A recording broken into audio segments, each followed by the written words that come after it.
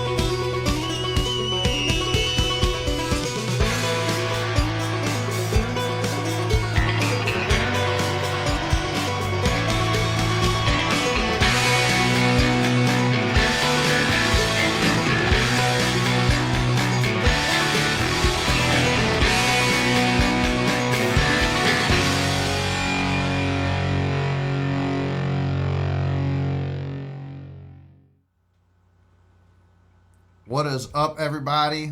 We are live on Bass and Beer Radio, and we want to welcome Mr. Matt Herren. Thank you for joining us, sir. How are you doing tonight? Doing awesome, man. Thanks for having me on. So we're super excited to have Matt on the show tonight. I know this is a big thank you to Rob. Rob's done a great job bringing in some of these absolutely fantastic guests to come in and join us. But just a little bit about Matt's career. Matt's been doing this for quite a long time. Is one of the original, kind of one of the legends of the sport when it comes to the shallow water fishing, pitching a jig, things like that. But we talked a little bit this before the show, and Matt told us you can do a little bit of work with a drop shot too. So we're going to get into all that. But it's another great episode of the show here. We're really excited to have Matt on. And what we're going to try to do is once our viewers ask some questions here, as we get into that, we'll try to see if we can get into a few of theirs as well to get some engagement with the followers. But again, Matt, thanks a lot for joining us. We really, really appreciate it. So I guess the first real question we have for you is, so the schedule for the 2024 Elite Series is out. What's your opinion on that? Do you like the schedule? Is there anywhere that you wish you could have went that we're not going this year? I absolutely loved fishing when we used to start off where it was cold. There's been several years there where we would start off at like a Cherokee or some of those Highland reservoirs where we get to do a lot of jerking and shallow water cranking and flat sides. And that's just kind of gone away from our schedule, but we are starting different this year. We're starting in Texas, and it's going to be definitely a different learning curve. We're going to Florida, but we're going in April, and the fishing will be totally different. So it's going to be a good schedule. It's kind of we got a couple. We got a Tennessee River Lake Boat in there at Wheeler, and then we got the wild card at Smith Lake in June. It's gonna be like fishing the Northeast River on 4th of July weekend. Right. Like so many, Donzies and Mambas, and after about 9:30, it'll probably be hard to stand up on the front deck, but it'll be interesting. Oh, never mind. My bad. 2 screens is messing me up. My brain only can do one thing at one time. It's like, no.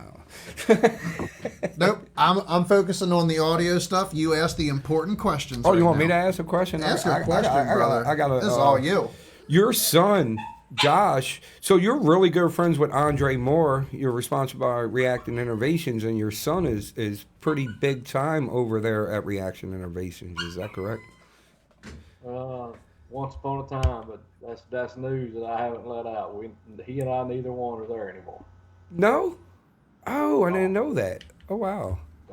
Interesting. Well, yeah, I'm sorry. I didn't know that. That's the first one. I ain't going into it, but gone. Okay. Well, you're still with Dirty Jigs, though. Oh, yeah. Yeah. Yeah. The dirty. The best jig. The best jig on the market, IMO. Yeah, I like that. Well, hey, what's up, Brian? Matt has his own signature series jig with dirty jigs, and can you tell us the little history behind that? Yeah, I can. You know, the original owner of Dirty Jigs is who I went to work with. His name's Kurt Demon.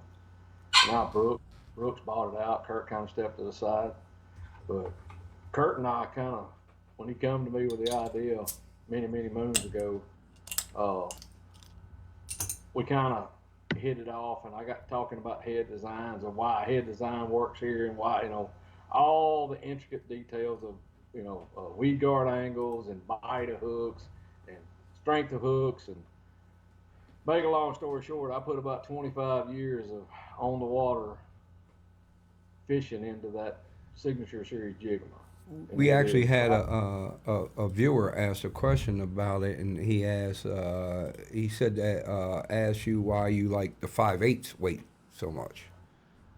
I like the 5/8 weights because it's extremely versatile. I can either punch thick cover with it, like if you're fishing a log jam that's got stuff piled up in it, or if I'm fishing deep, like bluff walls or fishing current, I can get it down. And a lot of times in the summertime, everybody's thinking, everybody throws a standard 3/8 or a ½ ounce jig, and you take a normal weekend fisherman and you hand him a 5/8 ounce jig, and it's like handing him a block of concrete. He has no idea what to do with it. But there's a lot of times that I can cover so much water because of that weight. I mean, in the summertime, I'm after reaction bites, right? And as many pitches as I can make a day, the more better off I am, and I can trigger bites with it. Just like deflecting a crankbait off of a limb or whatever, I can trigger bites with that 5/8, ricocheting it off a cover and whatever, or get it to depth. So it's just an extremely versatile tool.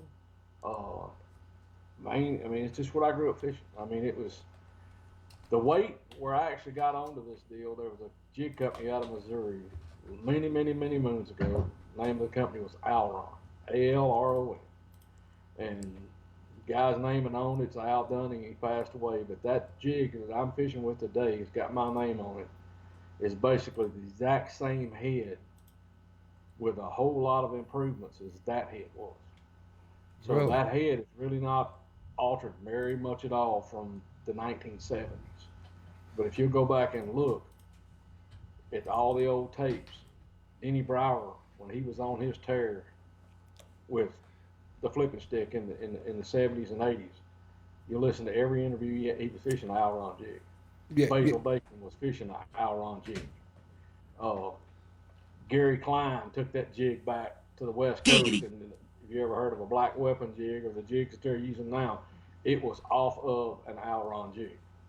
So that head design, as far as in rock, brush, wood, docks, and even like water willow or some type standing up stalky vegetation, it's just a tremendous head design. It goes in and out of cover. And what we've done with my signature series with the weed guard and getting the angle right, it won't hang up. And then we kind of included the final trump card to making it what I call the very perfect jig was Gamakatsu at one time made a limited run of hooks that Kurt got his hands on, and we had to decide whether we wanted to go into OEM production with this jig with that hook. And what it is it's called a no-leg hook. Basically it's a straight shank hook. You know how a jig hook made, where it comes down and you got the little about an 1/8 inch leg that stands up with the eye. Well, the hook that's in my jig, basically the eye is dead on the end of the shank and it's turned. And what it allows me to do is now I've got a jig that's the length of a 4/0 with a bite of a 5/0. So I've got a smaller compact jig with an extremely sharp Gamakatsu hook that's got stout. The only problem I've seen with my jig is there's a lot of one-eyed fish swimming around because they bit it. I don't know why. Ripped a lot of A lips. lot of wise fish swimming around because they bit it. Name my jig when I invent my own jig. I'm calling it the lip Next ripper. time you catch one and he's blind in one eye, No, you've been there in Signature Series. Right. We talked a lot before the show, but we talked about your experiences on the Chesapeake Bay, of course, what we all fish. And I was wondering if you could share some of those stories that you told us about your experiences here on the Chesapeake. I know you said you actually really like fishing here. We had Denny Brower on, and Denny Brower said it's terrible here.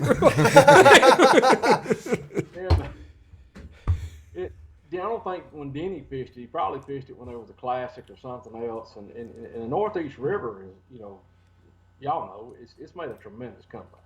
Oh yeah. And there was a point in time, I think, that there were several Bassmaster tournaments there. It was bad, Yes. but Yep. it's like any tidal fishery is fickle because they're very cyclical as far as saltwater intrusion. The years that you have good vegetation and you don't have a lot of saltwater intrusion, the bass are able to spawn, they're able to multiply, and you got very healthy fisheries. You get a hurricane comes up the East Coast, or you get some kind of like we were talking about a big high tide, a flood tide that holds and holds and holds and flushes that area with salt water. It's gonna kill a lot of fish, and it's just that's the beast. That's the downfall to a tidal fishery. So they're always going to be up and down depending on saltwater and situations like that and vegetation. But the times that I fished it, I mean, God, it's got a ton of fish in it. They're quality fish, and it's just like it's the typical tidal fishery. They're very predictable on the right tides, and they're very hard to fish when the tide's wrong. And the guys that do really well. Well, we were talking earlier that they make hay when you got about a 3-hour window every day to make hay to really catch them. And the guys that really excel at it are the guys that can scramble up a couple of fish when the tide ain't right. Right. And, you can always catch some, and there'll be some kind of little something you can do on the dead high tide or when it first turns or, all that and the other. But figuring that stuff out is what makes guys do really well on tidal fisheries and understanding that you got little windows and you better not be caught somewhere you ain't supposed to be when that window happens. Right. So a good friend of mine, Cliff Sanders, is watching the show, and he taught me a lot about fishing, especially when I was going through college and stuff like that.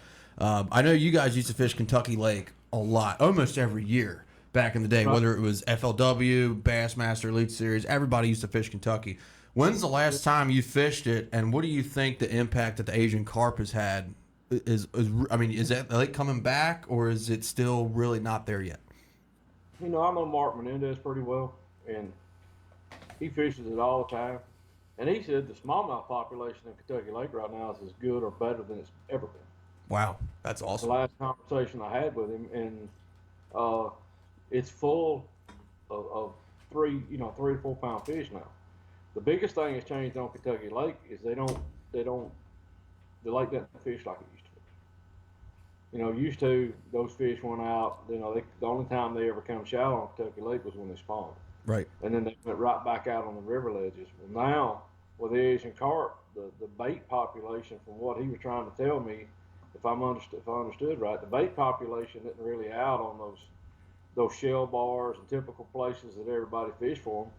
So the fish are now they're staying shallow a lot more than they used to, and they're coming back.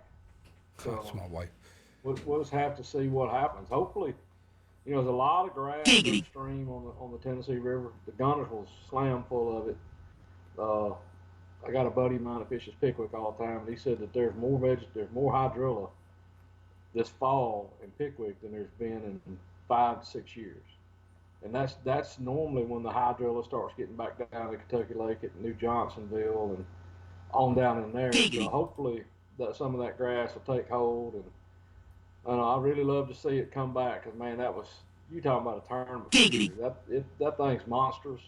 You could take a 100-boat field and you'd never see nobody. So. Oh yeah. Wow. That's not happening on our river. No, I fished it twice. I fished it twice in the FLW College Series in I think 2018 and 2019, and so the one day I actually did catch them. I wasn't on anything because I had a bad practice, but I just ran the boat south because we launched at the Jet A Marina or whatever, way up by the dam. And I said, I'm going to run the boat south until I burn a quarter tank of gas and pick the first creek. And that's what I called them. But, like, I still probably had 100 miles almost to go. I didn't even get to Paris Landing. This lake is huge, man. Oh, like no. If you didn't get to Paris Landing, you had another 120 miles to go. Yeah, you got more than you think, man. Right. I got a real quick. It's a long way. It's 40. It's from Paris Landing to New Johnsonville is 45 minutes, and it's another 45 minutes to Pickwick Dam. Yeah. Oh, it's a monster, man. Yeah, it's huge. And that doesn't even include Lake Barkley. Because Lake Barkley is, I mean, not quite as big, but it's still huge. Probably half as big. But it runs forever. It's Cumberland River, and it's probably 70 or 80 mile river run. So it's just a lot of water there. Ain't doing that in my tin boat. That's for sure. Right. I have to stop for gas like 4 times. Hey, I think downfall to Kentucky Lake is, it's kind of like the Northeast. When you get down there around the middle of the river, when the wind blows, you're going to find out how bad you really want to go. Right. Oh, yeah, that's yeah, true. there we Look, go. see, he really knows. He really knows. does know about fishing around here. Like, you go out there and drown on those days. Like, I just wanted to mention real quick that one of our listeners said that because Susquehanna Fishing Tackles Bass Fest is tomorrow, and he said he's going to be going there tomorrow and definitely buying some of your jigs after hearing that story. Thank you so much. Check them out. They have a tremendous fishing show up there. Oh yeah, I go every year. They do a freaking great show, and they do a really good live stream too. They really do. What's it called? Tackle something. What the hell is their live stream called? I like to plug Tackle it. Talk. Tackle Talk Live. No, it's not. Tackle Live. Talk is that dude Andrew. It's the Tackle Shop or something like that. Yeah, they call it. It's a great show that they have going on. Not to they already have a lot more viewers than us. Not to like toot their own horn. For right now. For now. They do have a good For show. now. They got KVD there tomorrow, but we got Matt Herren, so screw KVD. Exactly who is that guy? Right. That's what I was saying. I was like, That cat. So I want to get They into don't have this. to call you by your name. They just call your initials. That's all you need to know. Yeah, right. So we had a really, really awesome conversation before the show about forward facing, and I know everyone. Oh, great! Another talk about forward facing. I hate it. But your point that you made was really, really good, and I'm not going to steal your thunder, but your point was what's next, and I'll let you go a little bit more on it. But you said some of these guys that just catch the hell out of these fish now, they couldn't do it if it wasn't for that. So I'll let you go. Well, Rob's got one thing, and then we'll let you second. go on. There's like 5 replies. Tackle Shop Live is the name of their show. All right, sorry. Make sure we plug them correctly. I'll tell you what I told y'all before. I showed up as a 39-year-old when I turned professional. So I was a well-known local stick hammer around home, won lots and lots of money here, but I was a straight-up power fisherman. So I kind of had to evolve. I learned really quick, especially fishing the FLW tour with 200 boats and unlimited practice, that these lakes we would go to, they'd be really good about 3 days of practice, and you better learn how to fish with a finesse worm, because if you didn't, you wasn't going to catch one. I mean, the pressure would just get to them. see, he's speaking to the right crowd of power fishermen around here. Right. Yeah. You ain't gonna find me picking up that drop shot or that wacky worm too often. I just can't force myself to do it. Well, you go out there and try to fish about 6 days in a row out of the Northeast, and after them fish, we'll put about 200 boats in there, and you'll learn how to pick up that drop shot or that wacky worm, or you won't catch one. Yeah. I mean, that's just the inherent. That's what happens. But because of all the tournament experience that I've had, and having to go to different, go to the Great Lakes and go to these deep clear like Table Rock or whatever.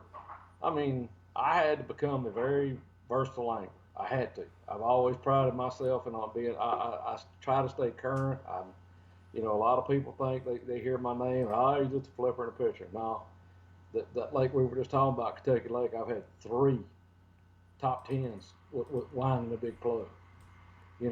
I've been up there on Ontario, catch fire out of a drop shot in a 50 foot of water. So I can do whatever I want to do. And the deal is, up until this point, all the innovations that we've had have basically been conventional sonar. Well, we kind of crossed that line now to where it's gone past that. And my question is this: where's it going next? When are we going to have basically live scope aqua view? Don't think that somebody ain't sitting there somewhere in the engineering room trying to figure it out. What is happening? So, and at what point does technology become more dependent or more important than angler ability and intuition? And that's my only point. You know, I made some posts this summer, and I tried to start a conversation. Everybody, you know, in God, do not start a conversation about forward-facing sonar, because I'm surprised your computer ain't smoking right now. Question, because you know it's a hot topic. I mean, I'm trying to figure it out. I'm trying to figure out what this is going to do to the longevity of the sport. And at my level, I ain't, you know, I can't throw an A rig, right? They within a year of the A rig, it instantly got banned at my level. Right. Because exactly anglers, it was doing two things. It was killing the tackle industry. Because if you wasn't selling a harness or a lead head or a swim bait, it was absolutely destroying tackle sales. That's all anybody wanted to buy. And we're getting to the point now where, with this technology, we're going to kill tackle sales again. Because right now, what's going on in this industry, if it's not something to be thrown in front of a live scope, tackle sales overall, I don't know if y'all realize this, they're down. They're down bad. Really? I didn't know that. Overall, even with all the internet sales and all that stuff, there's it's still a down. The live scope baits are all there. I feel like there's more anglers on the water than ever before, personally. Well, according to the state of Alabama, because I've been in a royal crap show with Alabama DNR, and according to their numbers, what they're telling us, because since COVID, fishing on our home waters has really taken a hit. The overall catch rates are down. As far as number of angling success is down. A lot of these lakes around here are on a downturn, and they're saying what I was told in meetings. You know, I'm like, every time you go to a lake Monday to Sunday, the ramps are full, and there's got to be more people fishing. And they're saying no, there are fewer people fishing, but they're fishing more. That the overall license sales are down in Alabama, but the ones that are fishing more than they ever have. Because they're off of work and all that. Yeah, so I don't know. Without being able to be privy to license sales, and they're basing what they're saying off of the straight up license sales. They're saying that the license sales numbers are down to 1980 levels in Alabama. Wow. That is crazy. So, yeah, what the real answer is, I don't know, but that's what DNR said. My whole thing with forward-facing sonar is I just don't like to fish like that. Like that's not what attracted me to bass fishing in the first place. Like I like being out back in the river, throwing at laydowns in the swamps, like Big spinner bait, big and then jig, out in the right. middle of the river just casting the night. It just doesn't attract me. Like I just don't. There's nothing about it that really draws me in. I do too, and I like to pattern fish. I like to be able to use mapping and duplicate patterns, and no matter whether I'm fishing shallow or whatever, I'm always wanting a reason why are they here, where are they going, how do I keep up with them, how do I duplicate it, but I also don't want to belittle that technology. So, what is the answer? I mean, my concern right now is, I don't want it to get, if we're hurting the fisheries with it, are we gonna destroy it so bad that before anybody finally realizes that, hey, this is bad, that we kill them, or I just want somebody with some serious knowledge to address this and say, hey, this is either long term sustainable or it's not. Right. Agreed. Because I can see where this could absolutely put a serious hurting on fisheries. I know it's devastating the crappie population. Yeah, that's been like a known fact. Like, cause they catch and keep them alive. Right. Well, they're also able to single out and keep the bigger crappie, the bigger spawning crappie. Wow. So, everybody's kind of got their take on it. So I ain't got. I mean, I've got it on my boat. I'm using it. I'll tell you the plus sides that I have figured out because I kind of got. I've had probably two of the worst years back to back that I've ever had in my career, and it's because I got caught trying to live in both worlds.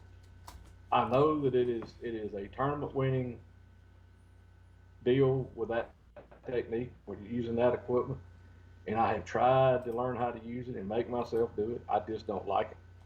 But what I have learned is it is a tremendous piece of equipment, just like 360 is as far as running grass edges or fishing brush piles or rock piles.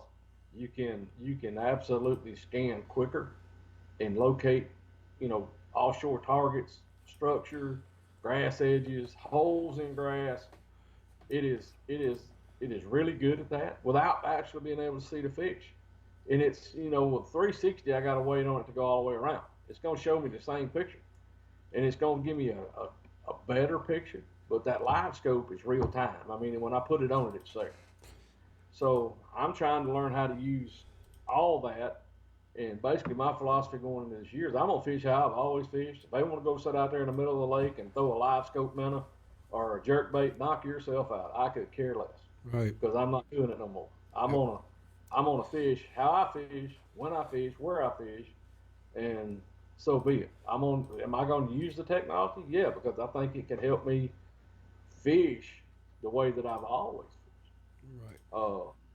I'm just going to kind of incorporate it in, and if I happen to see one swim in front of it, if he's around to lay down, I'm going to flip. I'm going to catch him. Right, exactly. I went to a seminar that Greg DePalma gave like a year or so ago, and it was an electronic seminar for Humminbird, and I asked a question. I said, "Would you rather have forward facing or 360?" And he said, "I'd take 360 any day over forward facing." I've been using 360 since it came out, and it is an absolute tremendous tool. And the only difference between 360 and live is everybody says, well, if you ban live, you got to ban 360. No, you don't. I agree. Because, I don't think you have to ban both. I completely agree with you. because 360 is nothing but a sonar. It'll show you that there's fish over here, but you can't single out a fish and present a bait to that fish. You cannot. I mean, there's nothing else like that. You can't throw a bait swimming over his head and literally watch that fish come get it and single out a particular fish. So it's a different technology, and the guys that are good at it, my hat's off to them. They ain't doing anything wrong. They're good at it, and they have figured it out, and they are hard to beat. Oh yeah. What I think is tournament organizations, if they're worried about, if they want to truly address the issue, then let's go back to the Chesapeake Bay. Let's go back to the Potomac River. Let's go back to a lot of these lakes that we quit going to, because the way we've got our schedule right now, I am not a fan of it. Basically, you can be a very limited angler right now, and you can compete on the Bassmaster Elite Series. Well, it's no. Why? Because this year's the only year it's been different. Historically we go sight fish for 2 tournaments. We may have 1 or 2 tournaments where we'll actually go shallow power fish, and then we'll go smallmouth fish. Boys, that's all we do. Right. We don't fish in the fall anymore. We don't go frog fish. We don't go wind a plug. We don't go throw a flat side. We don't. I mean, I got so many tools in my arsenal and that's why for years and years and years, I was in the top 10 in points, because our schedule dictated you had to do it all. And now these guys that are coming in now, they don't have to do it all. Do you think that has anything to do with, and like this might be a loaded question, but do you think that has anything to do with the sponsorships, and that, like, obviously, these? I mean, it's easier. It's easier for the younger generation, to come in and do it, because, when I was coming in doing it, it was like a fairy tale dream that you actually believed that you could make a living as a professional bass fisherman. Well, now these kids coming out of college and out of high school, I mean, they're getting scholarships to go do it, and it's a known fact that if they apply themselves and learn what they're doing, they can make a living as a professional angler. Right. So it's changed. Just, sport always evolves, and it's never stopped. You can go back and look. I use Kevin, like, I'll tell you what I kind of, over the years that I've done this, the first known crankbait guy that anybody ever knew of was Paul Elias. Paul, remember, he won the Clash at Neyland and Regal. Mm-hmm. That was the deal, man. He was sticking his rod like down in the water to get it deeper. Was that one? Yeah. They didn't make those plugs back then that would get to that depth, and Paul figured out, how to get a plug down there. Well, that kind of opened the door to a lot of things, and then you had David Fritz come along, and he really made cranking fast. Well, Yes, in that time frame, this young cat named Kevin Van Dam was coming along. Kevin showed up fishing the Bassmaster Elite Series, boys, and that was Ken Cook Jr. He was a spinnerbait slinging guru. Still is. He covers tons of water. But Kevin took the technology and applied it to what David Fritz was doing, and he took the cranking deal to a whole nother level. So it evolved, and it's continued to evolve. But now the cranking deal, it's kind of gone away. Yeah. If we conditioned them to it, but whatever, you can go back and look like everything kind of cycles and evolves or whatever. The same premise of what we've always done's there, but things come and go and change, and that's what the sports do. And we need to earmark this conversation tonight, look back 10 years from now and say, where did it go? What changed? How did it evolve? Because it's going to. The bait selection, bait colors. Every time I think we've seen, everything we're ever going to see, and it's kind of, this is what we got. Oh no, no. There'll be some secret bait tomorrow that everybody will have to have, and all it is fish just haven't seen it, and it'll be the hot deal. It amazes me every single year. Some of the innovation that we see just come out of ICAST. It's unbelievable, some of the stuff that they come up with. They piggyback on some of the ideas of others. There is some stuff that enrages me that comes out of ICAST. We don't even have to get into You're that. always getting too mad about that stuff. I do like some JDM stuff. On the record, I do like some JDM stuff. So there is some stuff that comes out where I'm just like, man, like. But it always amazes me the amount of Oh yeah. But the thing of time it that is, goes like, into these baits. So it's a copycat. Yeah, Yeah. that's what he's saying. He's I'm beating around the bush. saying there's a lot of copycats out there. Come on, say it. I mean, Yeah, there's a Don't lot of get him started. copycats out there, man. There's just a ton of copycats out there. I can't stand it. I actually, John Cruz shot me a message the other day on something I shot out about him with missile the baits scat, over the cover cover scat. scat. I was like, that's some shit. I said, It there's is a different a piece of history shit. than what's out there. It is shit, but it's good shit. kind of like a Chapo. Like No, they make this. It's like you haven't seen the cover scat. It's like I'm just saying, that I the Chapo and the Whopper Plopper. Chapo is a totally new idea. It could not be a dead knockoff of the Right, it Yeah. definitely was the Whopper Plopper. Right. We got Dan on here, who's I know is a Berkeley Chapo fan, so I'm waiting to see him respond because he was like they're cheaper than the Whopper Plopper. I mean, It's okay, so the Berkeley Choplo may put out a different sound. It's definitely than a copycat. The Whopper Plopper, but anything like that, you can't tell me that's not a copycat. Nobody had that before. River to Sea. I know Matt said he's no longer with them, so I really want to bring this up. Actually, that's wrong. The Vixen. What? That's Everybody wrong. has. That bait there was an idea. That bait was like a big pike bait before What, the Vixen? it No, was the taken, Whopper. the Whopper Plopper, before Oh. it was turned into a bass bait. Yeah. Yeah. Yeah, it was. It was. Yeah, Gary Dahlberg was one. Was it Dahlberg? It was with River to Sea or wherever it was. Yes, Yeah, sir. River to Sea. Yeah. Yeah. I mean, and it's. I don't know. Everything kind of evolves off of something. It's kind of Yes. if you remember when. Well, this whole industry's that way. I mean. Oh God, Garmin comes with a brushless motor. Now everybody's got a brushless motor. Right. Mm-hmm. And you really don't have a choice because as technology evolves, you either get one or you die. Yeah, you die. you can't be left in the dust because here's the thing. Somebody might come out with a particular bait that sticks, but if you come out with something that is similar with your brand on it, if somebody is dedicated to fishing your brand, they're going to buy your brand. What was the like In a Matt, way, Matt might remember this. I but feel personal to that. I like Mega Bass a lot. I love Mega Bass. I'm not saying it's the best on the market, but there are some things with Mega Bass that But they've been accused of knocking some things off themselves. Yeah, right. Well, they all have. There was a. Yeah, but as you look at the invention or the innovation that they put into a jerkbait.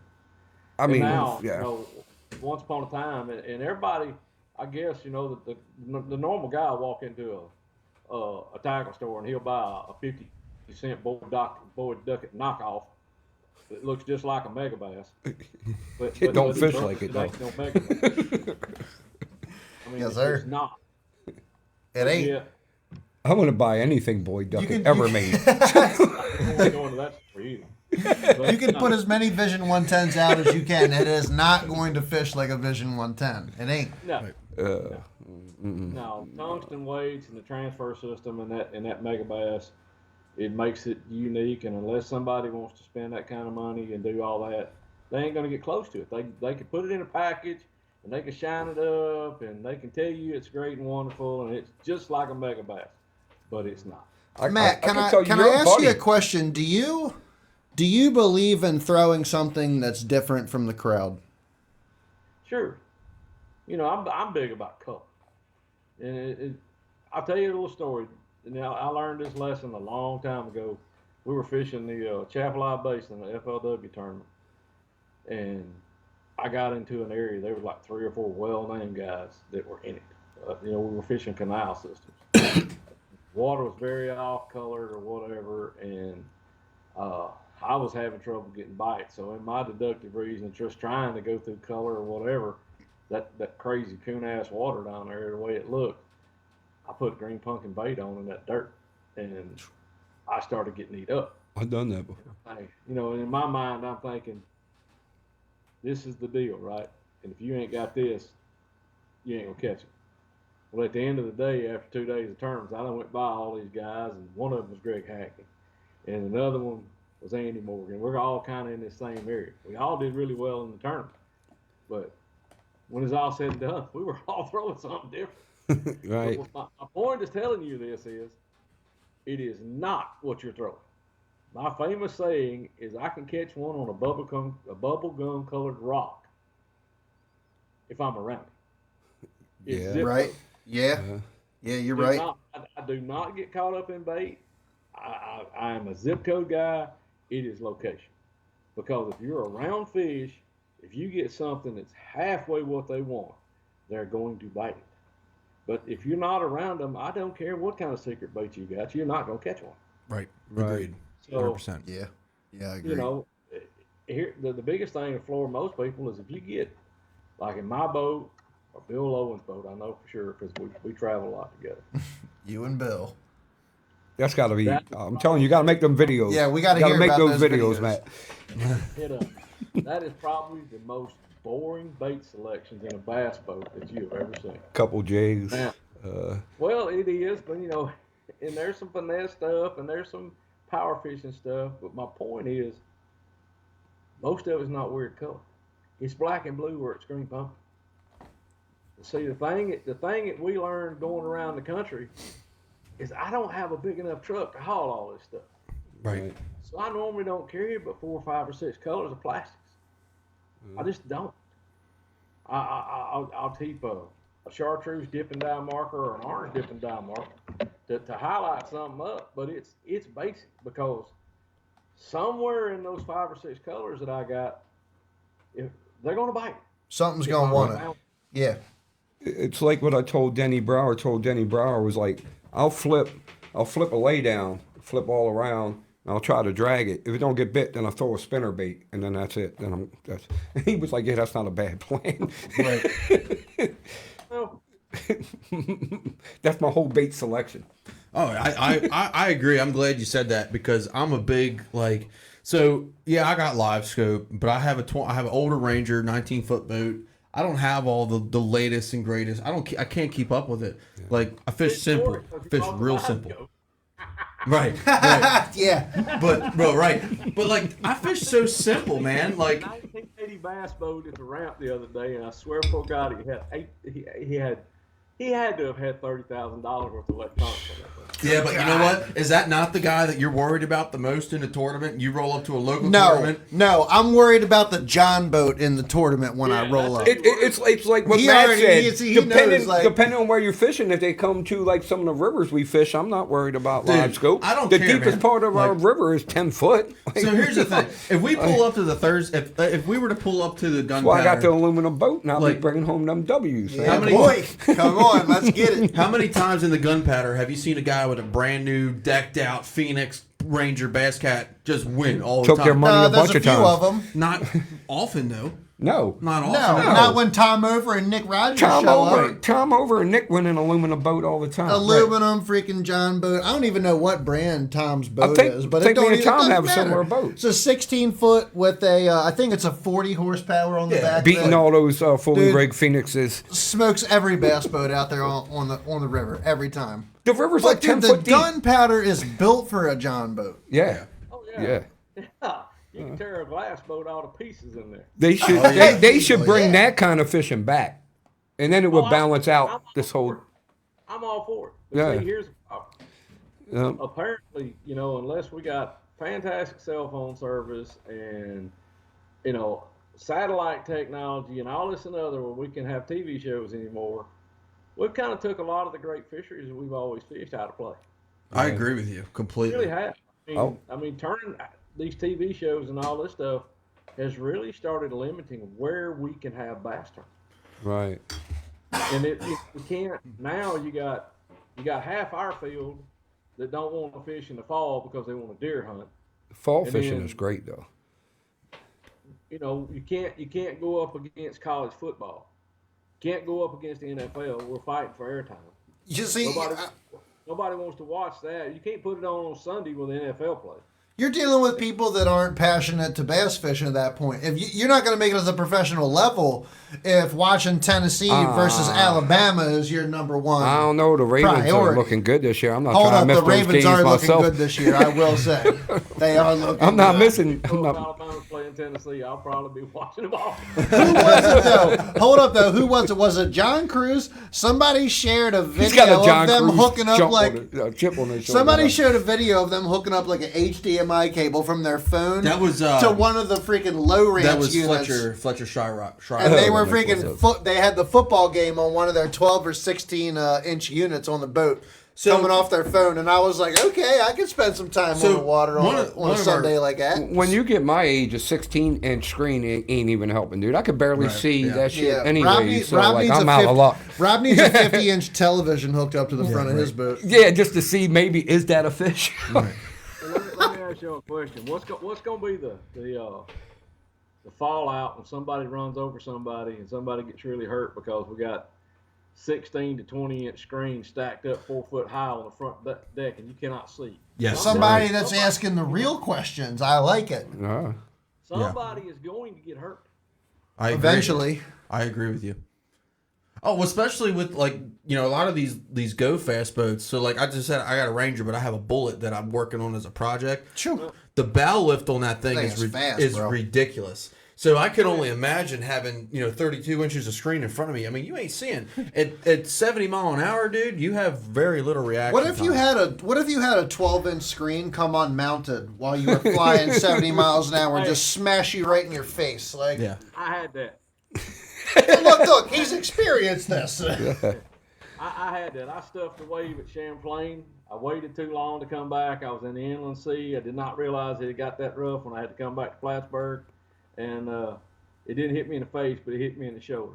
So I'm sitting there, and it's bouncing on the coaxes, and my marshal's going, "You got to stop." I said, "No, I got to get the weigh in." I said, "You catch it when it comes by." And that thing broke, ripped the coaxes out, hit me in the shoulder. Damn. Did you lose it or did you? Damn, dude, did I you, bet you were freaking feeling that, Hoss. Did you lose it or did it just go off the No, boat? no, man. Who was it? Was someone in the lead? Somebody just got hit by a bird. Who was it? I can't remember now. And they was Yeah, like they were I've like done planing that. out like 70 miles per hour. I And saw that. who was That it? hurt. Who was that? Yeah, I can't remember who it was. Got but, hit by a bird. Hold up, Google search. yeah, hit him in like the eye. I can't remember who it was now. Who was that?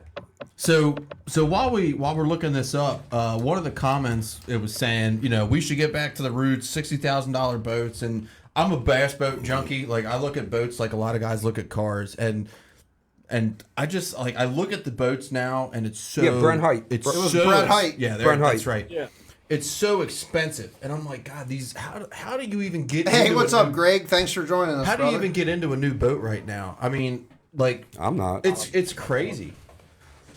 Like it's crazy. I In don't this know. economy, I'm not getting no new boat anytime. Like you guys know me, I keep my boat like glued together. Yeah, it's like, It's all good. Hey man, dude, that's called the Joe Biden economy. It's okay. right. Yeah, Joe Biden has not been good to me. Hey, what's up, Tommy? Thanks for joining us. We got a lot of comments. We that do. We haven't- got a lot of people lot joining of in that are comments, people- that are pumped to be here. They're good. Well, hold on. So what, I didn't hear your thought if you had one about like how expensive the boats are. I mean, we got boats 150 Oh my grand. goodness, 150 grand. Could you imagine one of them new icons? Oh, it's got the G-Juice injector. You gotta have The this one. G-Juice injector, Yeah, is I that a just- true thing? It is. Yes, It is. it's real. It injects it into the live well? Yes. Really? Mm-hmm. Oh, wow.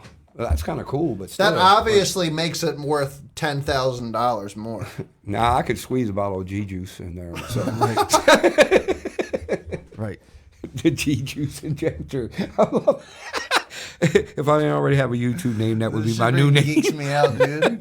The G-Juice. The fishing innovation. Hold on. You know the single biggest advancement that's altered the course of professional fishing more so than anything? Detailed mapping like Lakemaster. Yeah. Did Right. you realize that map card, how much it sped up Oh yeah. my game? Can you look? I'm old enough. I showed up to fish national tournaments with a folded up Cartocraft paper map and a flasher, and I had the map between my legs, and half these lakes wasn't marked, and it was not. I mean, hell, at Okeechobee, you did good just to figure out where you found fish at, let alone where the boat ramp was you put in it. Right. Yeah, Right. I'm that old too, Matt. Like I feel you. I used to order. Yeah, Rob's older than dirt. I used to order from Bass Pro Shop catalog and have to ask my dad, could I like I would get the catalog and then like ask my dad, can I use his credit card? What's that? There was no tackle warehouse. That was like Christmas when the catalog showed up. Right, yeah, it was Yeah. like, and I would like go through it and they'd be like, I'm on it. And you had to like call them and tell them the number, like it's part number, like whatever, for like whatever lure you want. And then like I actually had to ask my dad, like, hey, can I use your credit card? Because you got to have like a credit. And then had to like go to work with them and pay them back. That's how we got lures. Yeah, look at us now. I could order something on Amazon right now and it'd be in my doorstep tomorrow. Right. Changed a lot. Right. That's just the world we live in. I mean, I had that's a why. Yeah. Yeah, I know. possum belly Next tackle week, box. next week, the crankbaits I order are going to be delivered by drones. Yeah. I heard there's like drone fishing now. That's illegal. Have you seen this? Look it dog? up in the state of Maryland. Drone fishing in Maryland is illegal. I don't know why. It's dumb, stupid, but there is a law about it. But there is drone fishing. It's there. They hook the bait up to it and they fly the drone like way out and drop the bait, like surf fishing. Well, that's got to be a coastal deal. Yeah, yeah. Oh, It's yeah. like, Oh, it's like absolutely. saltwater Yeah. thing. Saltwater, sharks, whatever you could catch out there on the coast. I don't know what you would use that for in bass They're fishing. flying in out like 400 yards. You don't get a bite, man. You'll be reeling in half the day. It eliminates the need of having airplanes now. Right. You know, remember Yeah. once upon a time absolutely. I had to get a top wing Cessna if I wanted to go see a place and fly. And now I can look at Google Earth or I can, get a drone and set it out and go fly and see what's, you ever wonder what's in the back of this creek? Well, just get you a drone. Right. You know exactly what's back. Matt's talking about Matt, used to rent airplanes over Yeah. the lake and we have some questions here in our comments that we got a would lot. we would like to ask you if you don't mind. Greg is asking in one of our questions here in the comments. How does Matt like tidal water? How do you like fishing tidal water? You probably touched on this. I think Greg joined in a little late. He might have missed it. I love it. I absolutely love tidal fishing because everything's dependent on current and they're predictable. And you know that you got limited windows that they're going to feed, but yet you know that when that tide gets right, if there's any fish around, they're going to feed.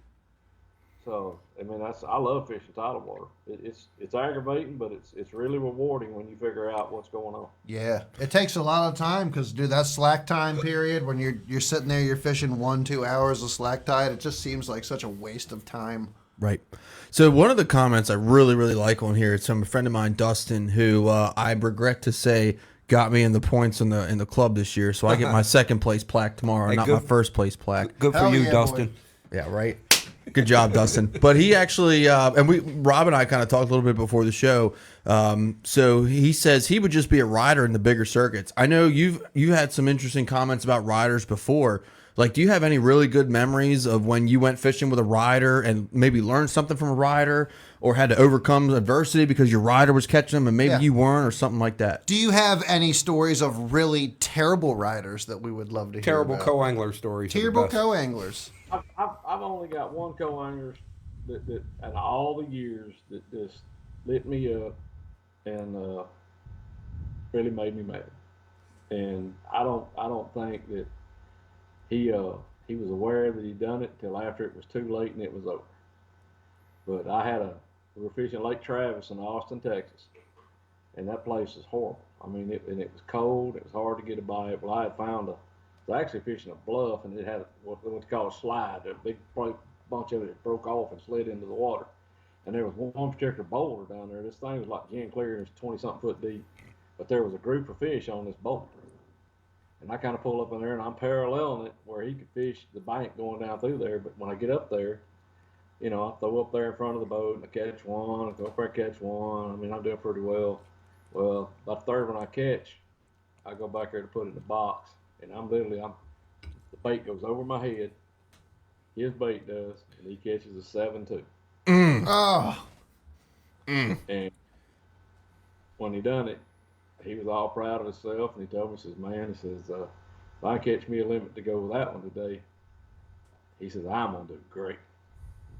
And I'll never forget my exact words. I told him, brother, if you get another bite today, you will earn that much. You ain't catching no more today. I put his butt on the bank, and he wasn't no more. Done him in. So you put him on the back of the boat. Well, imagine being a co-angler these days with forward-facing sonar. Oh, yeah. Well, yeah, look, It's got to be a struggle.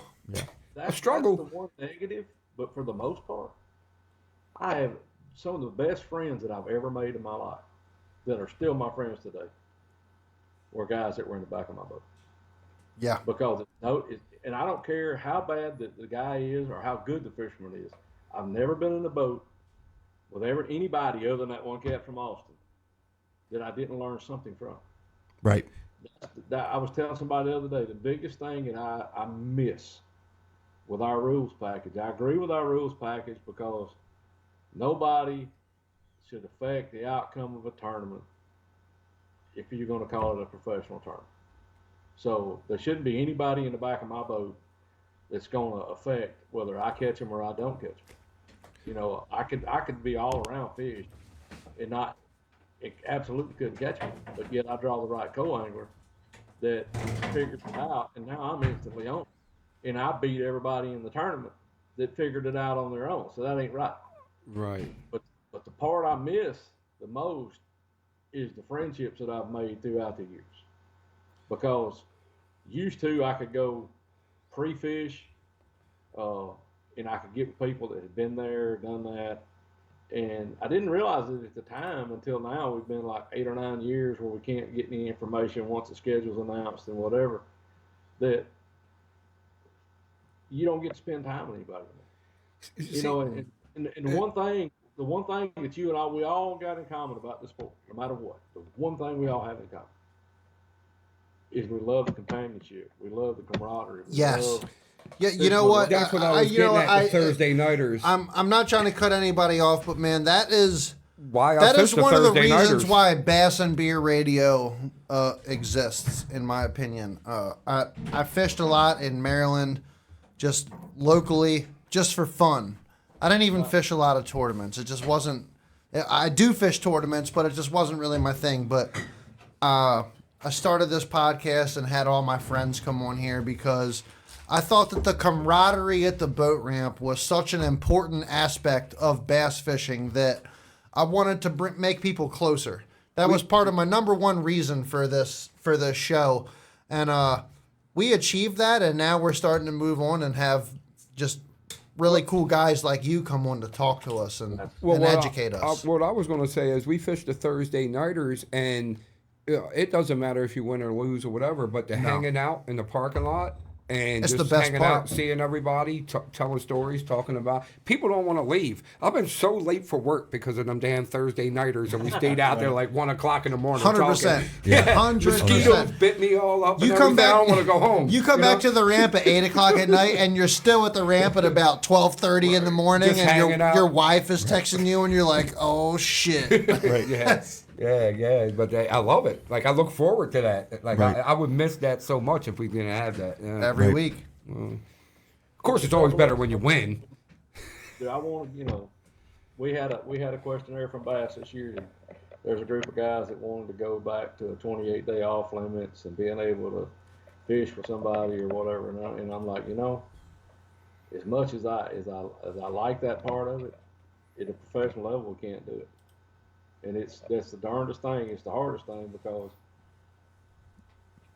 there's some cats that just, they don't want to do it the right way, but I just like it the way it is now. But man, I'll be driving down the road, going to the next tournament, driving down the road, whatever, and phone rings. There's somebody, it's a buddy of mine from Wisconsin, or it's a buddy of mine from New York, it's a buddy of mine from California, from all these years. And you kind of create a bond and a friendship, and it never goes away.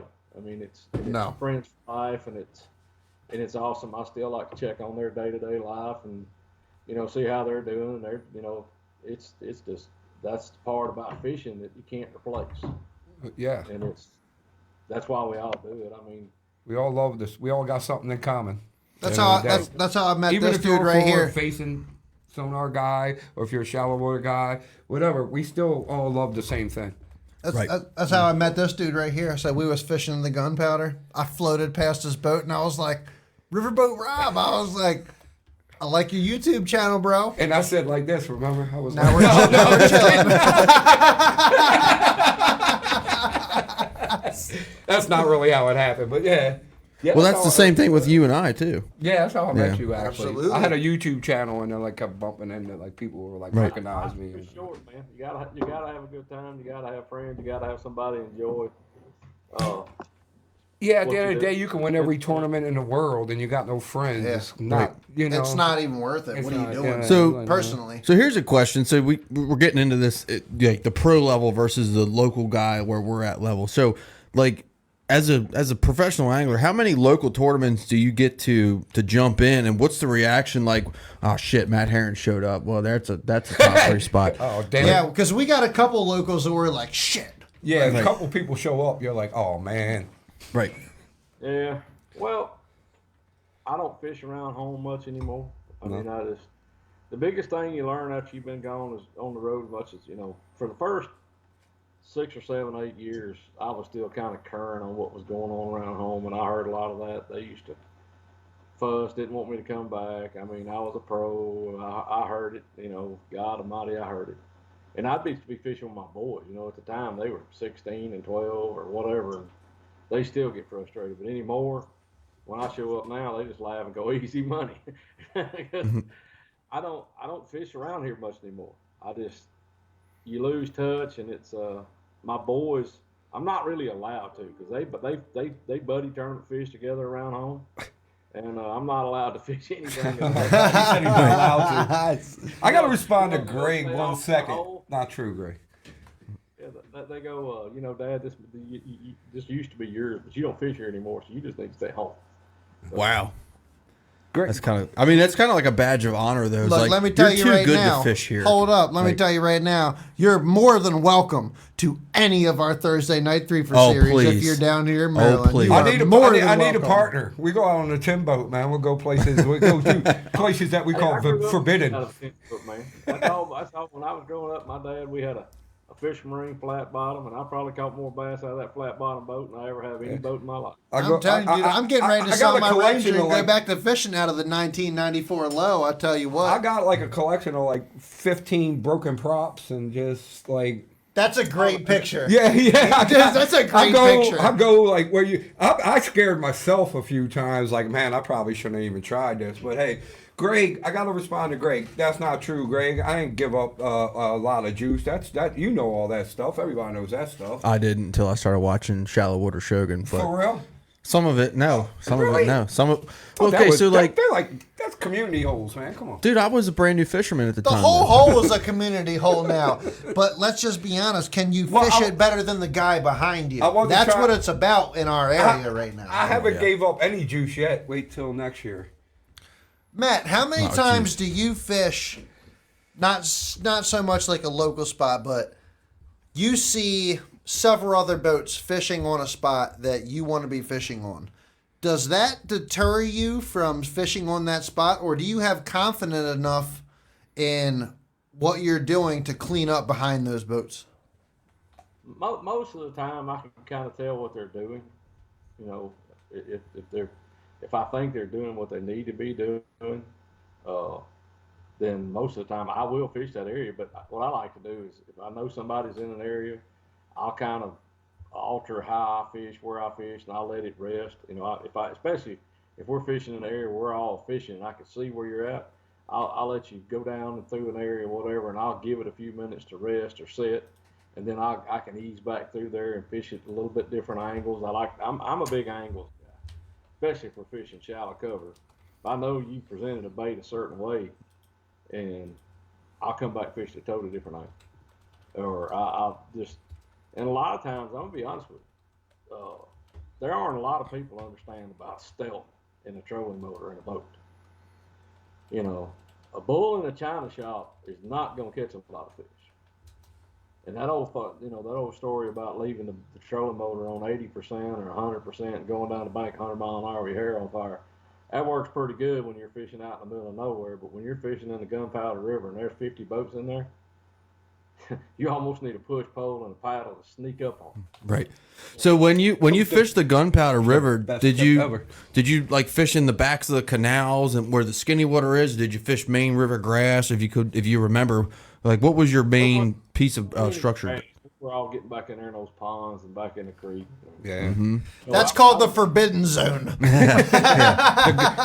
The juice apparently that I gave up. July and it was hot. The fish were hunting. You know, they were trying to move back in those fresh, in a little better water quality, and that's so we were all kind of pushed back in the creeks. That's the only area back there that has a deep spot to go back to where they can recede down into a water depth that has a different water temperature, in my opinion, other than you have the forbidden zone and you have the quarry. Yeah. And the depth is what matters in those areas, in my opinion. It depends on how much grass we have that year too. Grass makes a difference, but a lot of grass. Depth is a lot of difference. When I fished it was all fishing wood structure. There wasn't any grass. Yeah. Wow. Last year was like that, and they stayed back. But 2 years prior to that, we got all this matted grass from the train bridge all the way back to the entrances into those canals.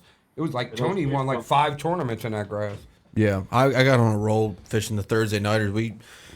I would go out of the canal and make a right, go about 100 yards, and put the poles down and throw a frog as far as you could. And I mean, it was unbelievable because it was matted eelgrass. I mean, all you had to do was bomb cast a frog and work it a certain way. Like, I mean, it was like beating a bass drum. It was. And then you'd get them. You had to work it so fast, but it was awesome. But this year there was not a lot of grass, and I didn't do as well. You know why? Because they were working on that Route 40 bridge, and they had the fresh water coming into the river dammed up, and there wasn't as much current, and that grass just didn't happen this year. I love fishing grass. I'd rather fish grass than hard structure fishing grass. any day. I like fishing wood. I like fishing the wood. I'm a grass fisherman. Well, the difference in wood and grass is you can find groups of fish in grass, and most time woods you're finding more singles. Yeah, right. Picking for at sure. them.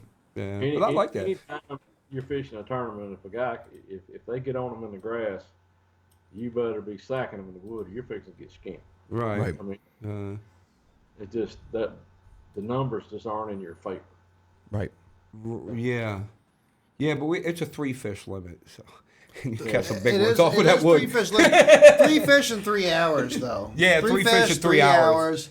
You And kind of sometimes you kind of have to be heading back in towards prime time though. Well, sometimes you get slack tide in those 3 hours too. So Oh, absolutely. yeah. Yeah, y'all get 3 hours on a dead slack tide. And you be praying you get a bite.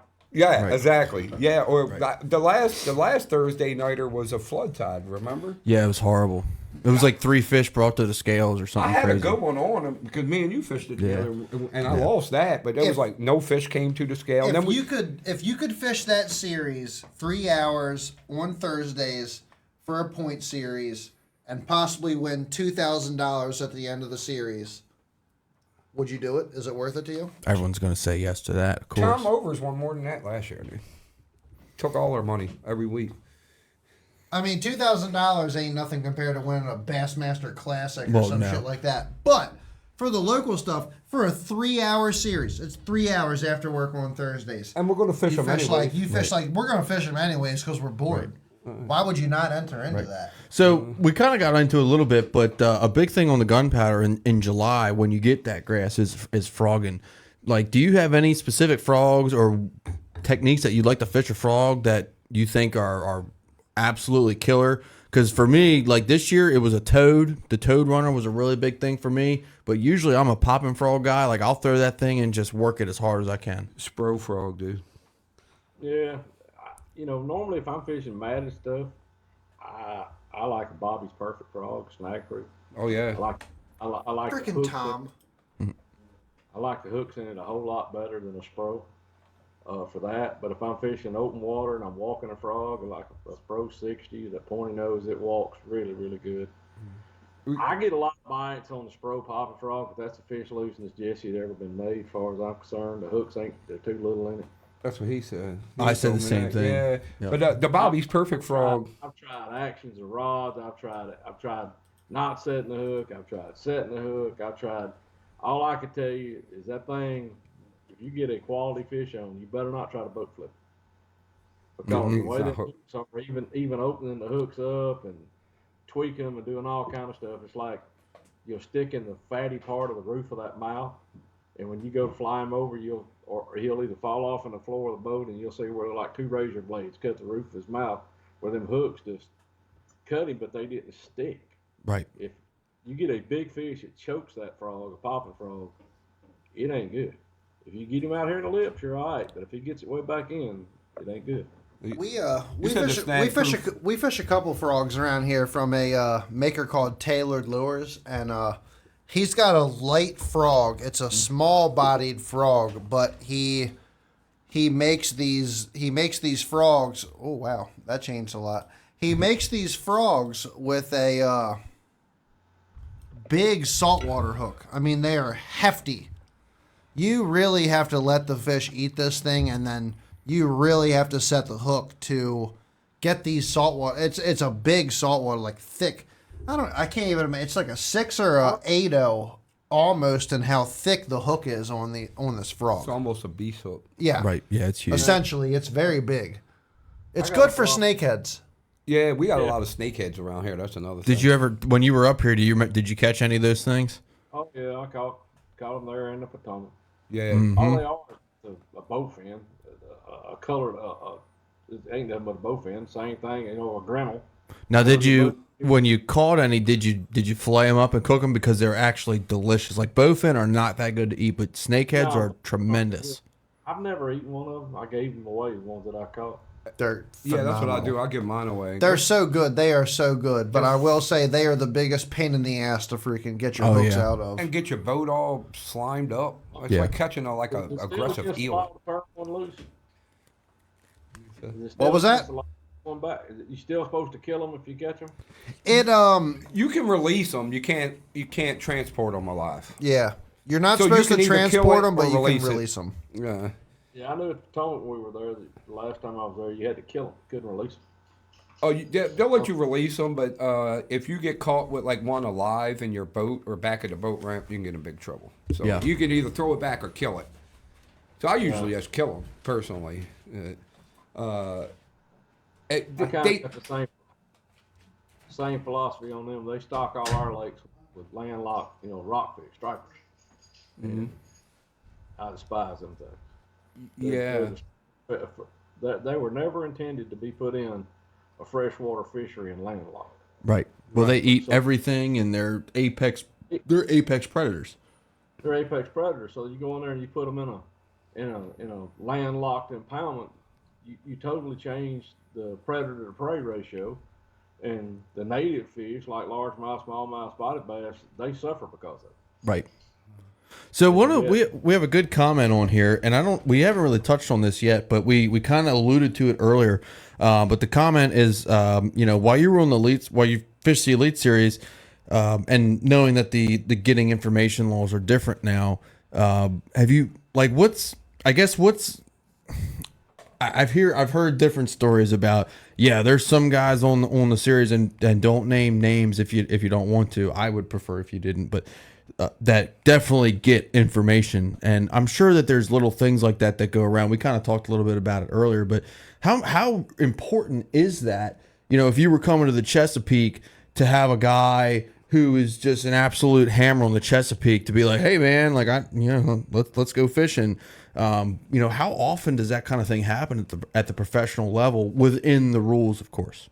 It shouldn't be happening now at all. Right. And with outside the rules, I was going to say too. The way our rules are now is as soon as they announce our schedule, we're off limits. Right. And they did announce the schedule a few weeks ago. It's cool because like the Elite Series, the schedule is off limits. But like you said earlier, when the FLW was around, like even when I fished the college series, there was the official practice was like 2 days before, but you just had hours where you could be on the water. I think it's off limits for practice. The guys on the opens can get information, if I'm correct. Right. Yeah, that's what I was going to say. I was going to say that's really retarded. That it is. I feel like if you're going to qualify for the Elite Series, why are you not fishing under the same rules package, same format that you're going to come qualify? Right. I mean, they're letting these guys hire guides. They're letting them have people in their boats or letting them get information all the way up till whenever. I mean, it's retarded. Yeah. So why do you, and then now, if you're letting them qualify for the Elite Series like that, you think they're just going to instantly quit that when they get to my level? Right. No, or they're going to, or you're setting them up for failure because now that's how they know how to fish. They're not prepared for how it's really going to be when you get on the elites because it's different. Once you get to the elites, you can't do that no more. But they're probably still going to do it. There's websites that sell tips and waypoints and stuff now. Well, so. they got a rule in ours about that. That's elite. On the Elite Series, we cannot buy or barter for information. I remember those websites are out there. Fish tips. Did you guys ask Sean's? Yeah, question? That's what we just asked. Okay, that's what I was going to say. I'm like, that's a good question. So I remember fishing on Kentucky Lake for I think it was 2019 for the FLW Open, the college series, and there was like 2 or 3. I don't remember the school, and if I did, I probably wouldn't say it. But there was like 2 or 3 college boats that were following a guide wrapped with a boat wrap, Denali rods, all this, that, and the other, Bassmaster Open badge, and these guys weren't even fishing. They were just following him, and he was fishing, and he was talking to him, hey, this waypoint, these are the coordinates, this is what you're going to do here. And this was a day before the tournament. And I'm like, dude, I'm out here trying to figure out Kentucky Lake. I ain't caught a fish in 2 days. And these guys are following a guide, a Kentucky Lake fishing guide. I'm like, damn, am I doing this wrong? You just didn't have enough money. Yeah, you got to have more money, man. But, well, sure, don't we all? But it goes on at every level. I'm going to tell you the saddest, what I think is going on. I think it's awesome that it's happening. I think high school fishing is incredible. I think it's getting kids an opportunity to get on the water. It is very cool. But I got a real problem with what's going on in high school fishing. It's not about them kids going out there and learning how to fish or what their dads to teach them how to fish. But you think that the pros are getting information? You ain't never seen nothing of what's going down in these high school deals. And it's literally about who's got the biggest checkbook is what kids are doing well in these tournaments. Yeah. I mean, I'm getting the phone calls for it. I'm getting asked for information. I know. And that shouldn't be. I mean, if you're going to fish, take them out there and let them fish. Let's find out who can really fish, not who mom and daddy can pay for to get the information for. Right. Agreed. I remember, so when the college series came to the Upper Bay, I actually got like 2 or 3 direct messages on Facebook from guys fishing in the college series. They're like, hey man, you're a local, blah, blah, blah. I'm trying to go fish. And I'm like, hey, thanks for the text. I'm fishing against you. Good luck. You know what I mean? It was crazy. It is wrong. It's wrong. Dude, like that really, it didn't sour me up when I realized that was what was going on. Like there's a college, and everybody knows it, but it's not against the rules.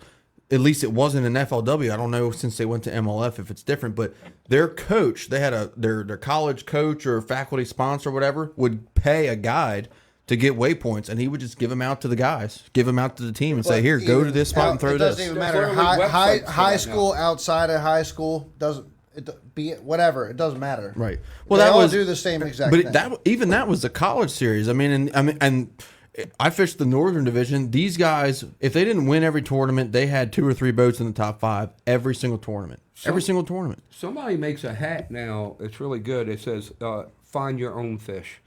That's all the hat says on it. Find your own fish. Here's just the truth of the problem, okay?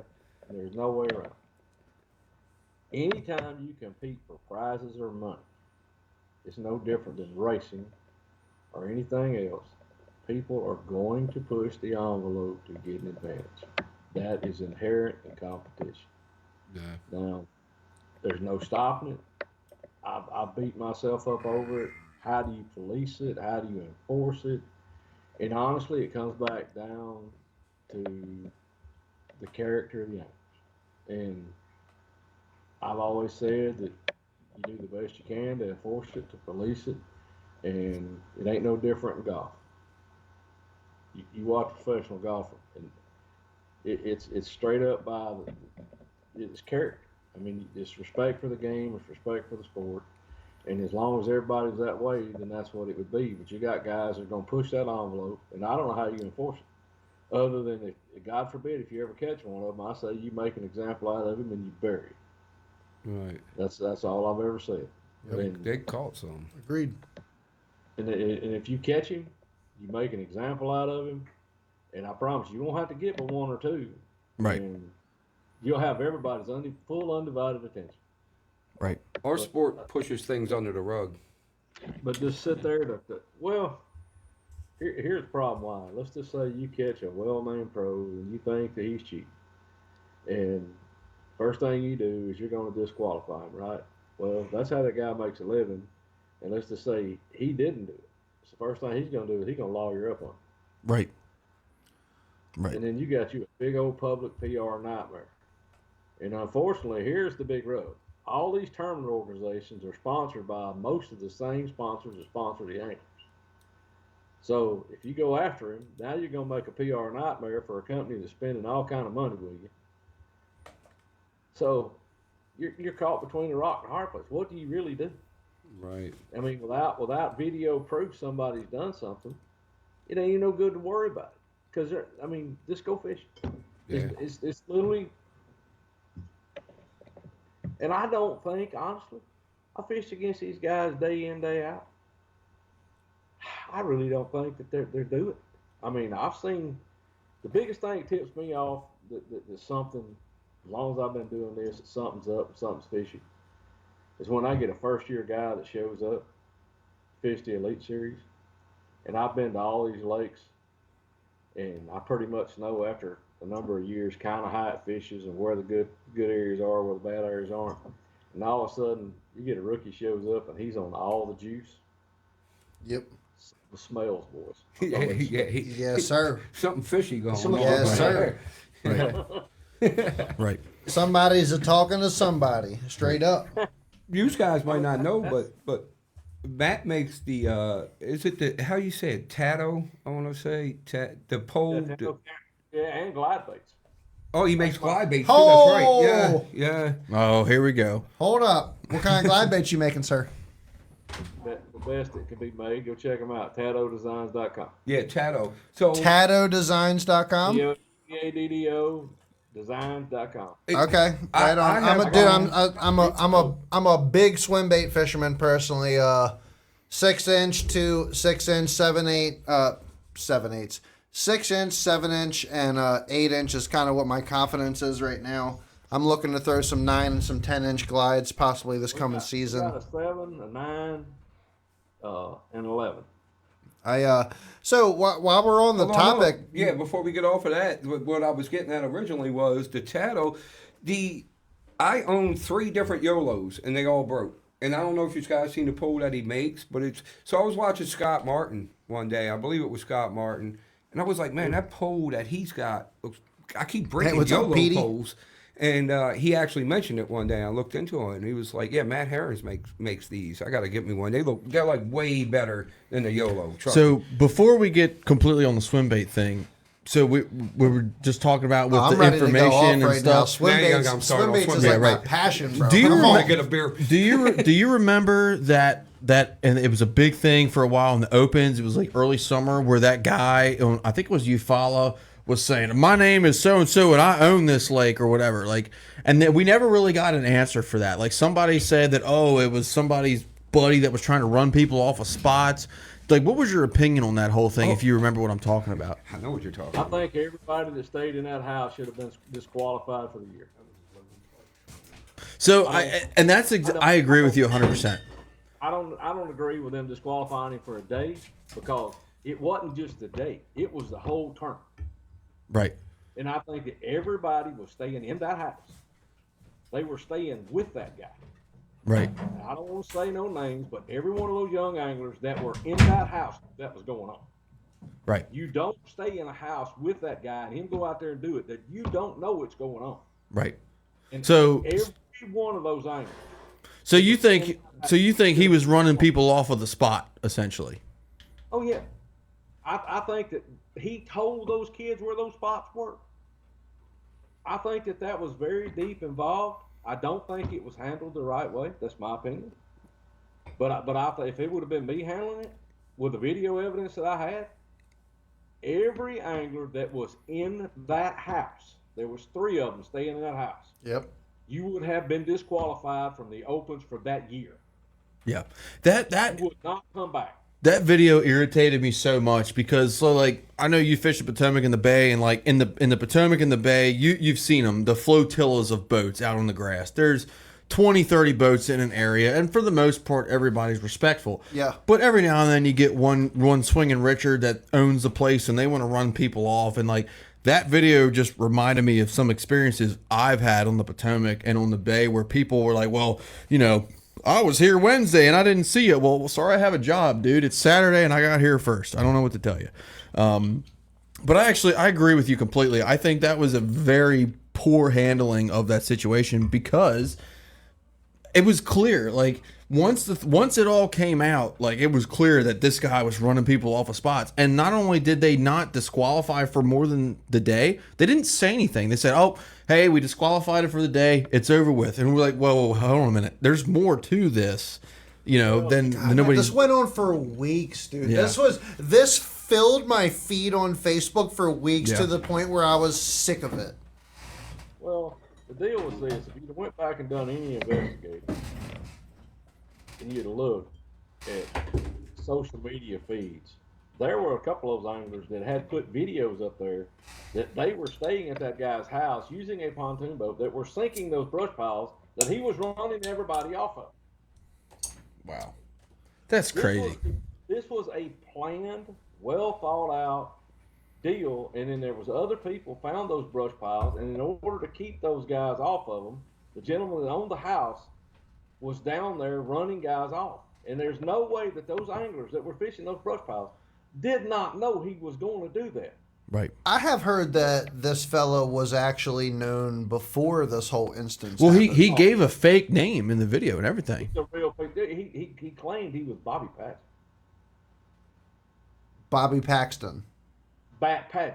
Bobby Paget's one of the best known anglers. I think it was Bobby. He said he was. One of the local studs down there. You follow it, wins all kinds of tournaments. He threw out that guy's name. Wow. So, That's crazy. You don't think that there was a conversation had at night while we were eating dinner that them guys are trying. I got a bad boat number, and he'll probably get there before I do in the morning. And old boy at their house, staying at the house. No, I'll make sure he don't get on there. I'll run him off before he gets there. That's kind of how that went down. You know it, I know it. It was Oh yeah. Yeah, we all know it. and it should have been handled the right way, and that would have set an example throughout the opens that you don't do this. Right. Yeah, that was a crazy. That whole scenario was just insane, and like, I just remember watching it, and I was like, because when I watched it, I was like, there ain't no way that some local guy is running people off of a spot during the opens. Like, nobody's that big of an asshole. I'm sorry. Oh, he was that big of an asshole, though, apparently. Well, Oh, yeah. He threatened to sue people. Absolutely. I wish he would have done it to me because I'd have probably got DQ because I'd have whipped his ass. That's awesome. We know about your Bass Fishing Hall of Fame. 'Cause I'd have got his boat and stomped a mud hole in his ass. we seen the Randall Tharp one time when it looked like he was about to do that. Y'all we're actually friends, right? Say that again. I'm sorry, we lost you for a second. Friends. We still laugh about it. That's awesome. It was just one of the situations. That was two guys that were trying to win a tournament. We've been in those same situations against Oh, each yeah. other my before. goodness. yeah. But Oh, I yeah. tell you, I wish you could be here for some of the Thursday night But reapers, you brother. could see on that video that Matt was ready to whoop some ass. it was just one. Look, you got to stand your ground sometimes, you know. Yeah, Absolutely, absolutely. Denny Hell Brower yeah. Denny Brower was known for doing that. And he was standing his ground. That dude. So is if Ish, from if what I pulled hear. the push pile and that cat pulled up on me like that. Oh, we would have went round. I promise. I'd have run over his boat. I mean, I ain't kidding. my favorite saying still is it's in the box. Dude, that Skeeter's the Skeeter is the only haul in the game that's gonna handle it too, right? He's in the box. Hell It's in the yeah. box. That was classic. Classic. People walk up at Bassmaster Classic Church shows and go, "He's in the box." So before we keep going, Matt, again, we super appreciate you coming on. How are we doing on your time? I don't want to take up any more of your time. I know you're a busy man. I want to circle back to tell y'all something. He was talking about the camera poles. I got to get a shameless plug in. I got a video that's going to be coming pretty soon. You know, everybody, you see these guys get online and they're talking about, I don't know why everybody's running the camera, right? Why is everybody, you don't need no bass. Well, I'm fixing to release a video. This happened 3 years ago. When we first put the poles out, I had a customer that was fishing in FLW tournaments at Sam Rayburn, and it was the Tackle Warehouse Tour or whatever it is. It was back before the split, so it would have been an FLW. In Blastoff, he got run over, T-boned by another competitor's boat. Mm.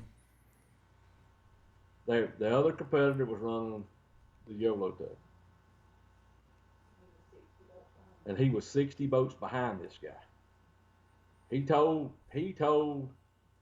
Texas Parks and Wildlife that he was going 30 miles an hour, but yet he went out 60. It was really cold, and he went out 60 boats behind this guy that had my pole in his boat. When you see this video, it's going to send chills down your spine. Had it not been for this video, it would have cost this customer of mine probably $1 million because this guy told Texas Parks and Wildlife that he hit him. But you see this gentleman, it's cold, he's got gloves on, he's got a helmet on. You see the sun, you see the horizon, he's just toodling down the lake. You can see the speed on his GPS.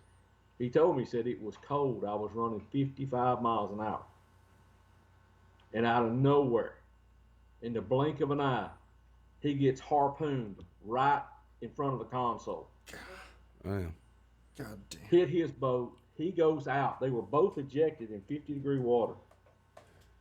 Can you bring up So I'm telling you, put a camera in your boat. Cattle.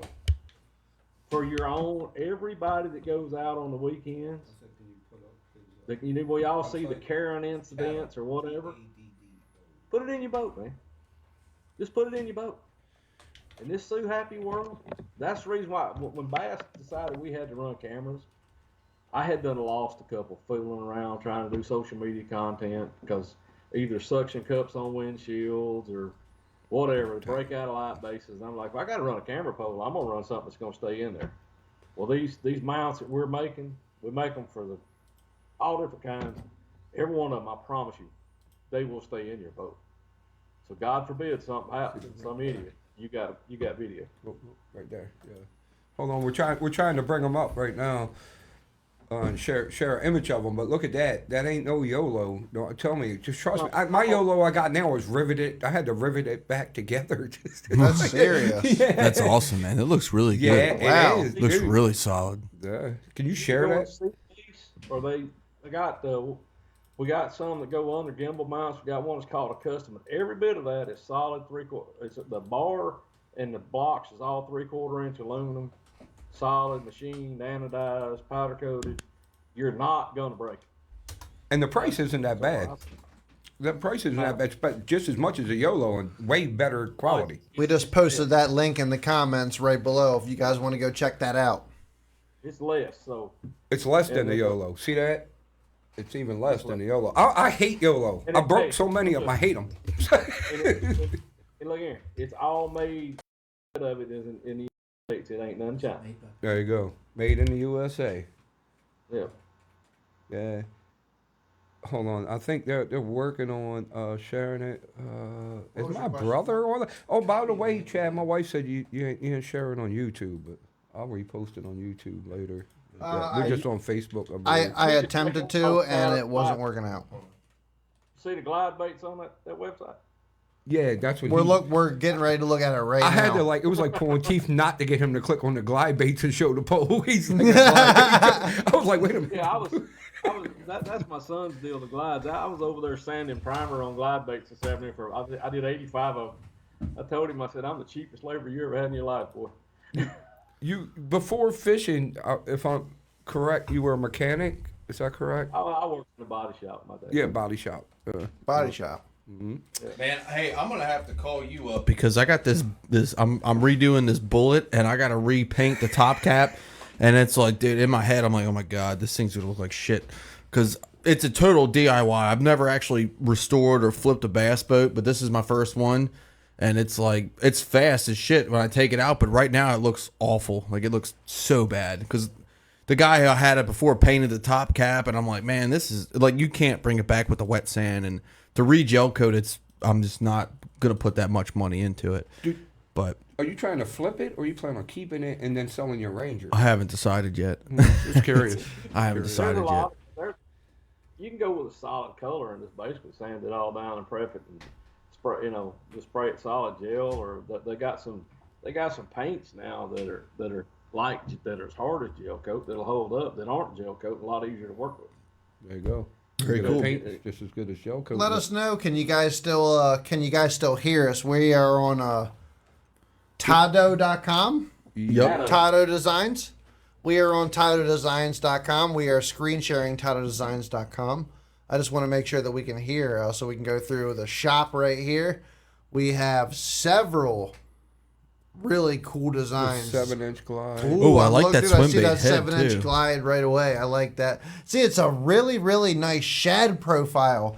It's something that I think lacks sometimes in.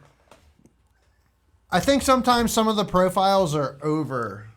Well, let me tell you the cool thing about that bait. You can throw that bait on a conventional flipping stick. It only weighs 2 1/4 ounces. A 7-inch glide. And you can slow chop it like a spoon.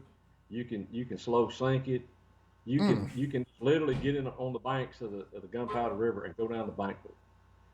It looks That is an really. all-purpose glide bait that walks like you have never seen. Is that a hand paint? Yeah, I was going to say, who paints Yes, them? every bit of it. Yeah. That is a hand pour, every bit of it. That's not Wow. a wrap. That's a hand paint. That's a hand paint. Wow. Wow.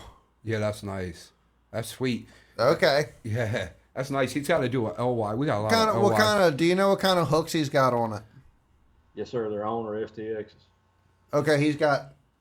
There you Sir, I will be putting in an order probably tomorrow Let on me- one of these glides. What was kind of funny, he just shipped out an order. I'll drop a name because it's kind of funny.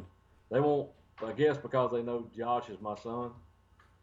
none of these big time pros, you know, they won't say nothing to me about it.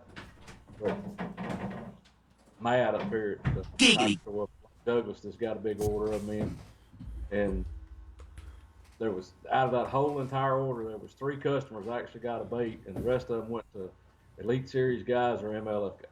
There you go. Wow. Yeah. That is Are insane. are you throwing big glides, Matt? Oh my goodness. Yes, hey, dude, I keep this glide, that 7-inch glide is actually like 6 3/4. It's perfect size. It is. It's bite sized. It's bite size. It's bite sized. I don't have to have a glide bait rod.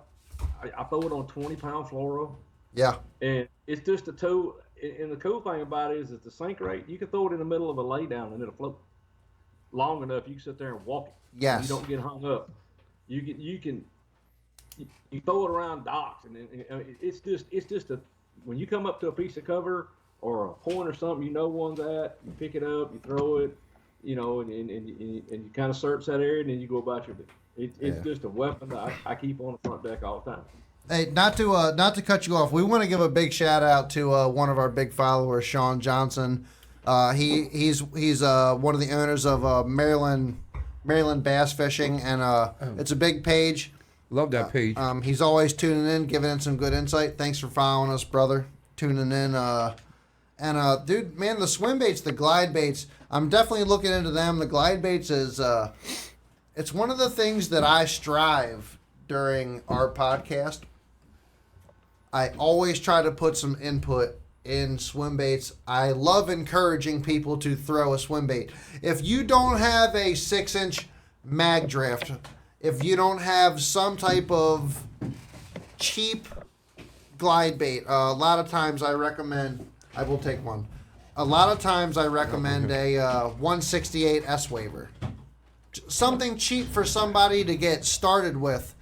It's Just to not get accustomed to swim bait fishing, because it's not something that you use maybe all the time, but it's something that you need to learn when do you apply that technique to your fishing, and you must know how to use those baits and or have setups to use the baits, because I think it's important. So, Matt, do you fish a lot of glide baits on tidal water, like rivers? Like, do you find there? I haven't got to come to any titles yet with it, where there's quality fish. Right.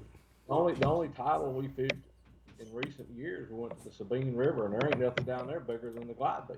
Right. Yeah. He had a bait's bigger than the fish. Right. If I could get to come to the Potomac or to the Chesapeake or whatever, I'll guarantee you I'd catch them all. Yeah. So why do you think that is with some of these fisheries where like Sabine River is a huge fishery, why all the fish are small? I mean, we have a lot of fisheries in our area that are similar, like not in our direct area, but like I fished a lake in Virginia called Clater Lake where all the fish are like a pound. You just can't catch them any bigger. Why do you think that is? Well, the biggest difference between Chesapeake and the Potomac, it's a lot further inland off the coast. You're a lot further away from the tidal water, and if you go down toward the coast at Chesapeake, down to Susquehanna toward the Potomac, you start getting into those tidal rivers down there, and the fish start getting small. Right. And the reason is you got a lot more saltwater intrusion, and they just don't live as long, so they don't ever get to really be big. And that's a typical tidal fishery, unless it's way up inland where it can kind of get away from that push of salt water. They just don't get as big. The Sabine River, I mean, we're right there on the coast. There's literally a mile from the intercoastal waterway, which is pure salt.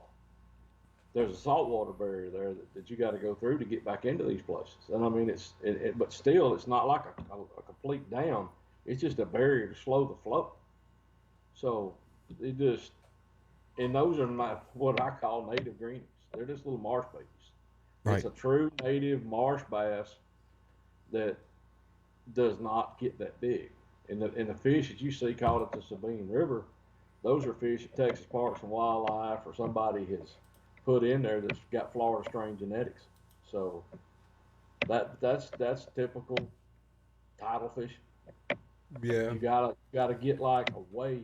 the Mobile Tensile Delta, you got Mobile Bay and then all the rivers that come up into Alabama that flow away from it. You can catch some real good fish, but you got to get 15, 20 miles away from that salt waterfall. So that's kind of seems to be the kicker there. Yeah, the Potomac has produced some good sized fish, and The then farther Potomac up- has produced some giant bass. in so its double time. double Giants. digits. There's been double digits caught up around Susquehanna and the Gunpowder, and There has been. I still think that the best tidal fishery in this area for big bass, and you guys aren't going to like it, is the Chickahominy River. I don't know if you've ever fished it, Matt. You do? Yeah, I have. You know why? I- It was stopped in Florida. So I'm glad you bring that up, because we High five. we totally so I applied to join the Maryland Black Bass Committee. I wasn't accepted. It is what it is. I'm not worried. I'm not upset about it. But one of the biggest things when I submitted my application was, hey, let's stock Florida strains in our Eastern Shore rivers. We have a lot of rivers on the Eastern Shore, like you mentioned earlier, down towards the ocean almost. But in the headwaters, you have a lot of you have a 3 to 4 foot current swing, tonic water, cypress trees, lily pads, and things like that. But all the fish are like a pound, a 3 pounder on these rivers is like you're doing something.